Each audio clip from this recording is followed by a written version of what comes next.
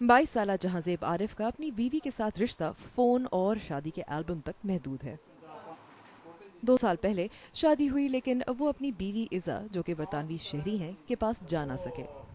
वजह क्योंकि बरतानिया के वीज़ा कवानीन के तहत जहांजेब को बुलाने के लिए इज़ा की सालाना तनख्वाह 18,500 पाउंड होना लाजमी है।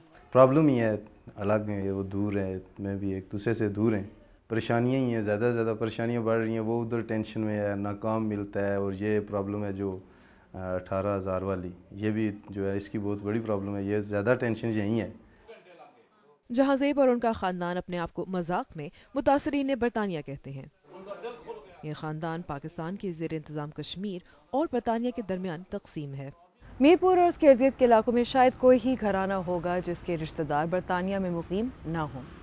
यहाँ के लोगों का कहना है कि नई वीज़ा पॉलिसियों की वजह से न सिर्फ उनका जाना मुश्किल हो रहा है, साथ साथ ख़ानदान मज़ीद बढ़ रहे हैं।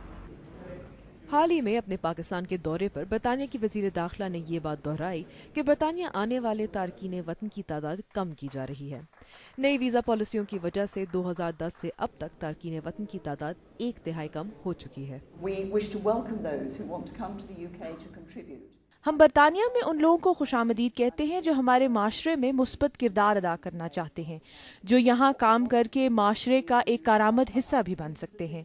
हम निज़ाम की खिलाफ वर्जियों को ख़त्म करना चाहते हैं और गैर कानूनी हिजरत को भी ख़त्म करना चाहते हैं।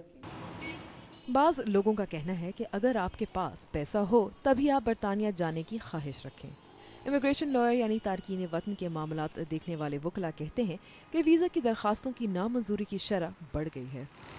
अगर आप उनकी ओवरऑल स्ट्रैटेजी देखें, वो सिर्फ उन लोगों को इनवाइट करना चाहते हैं यूके में जो कि फाइनेंशियली उनको बेनिफिट दे सकते हैं।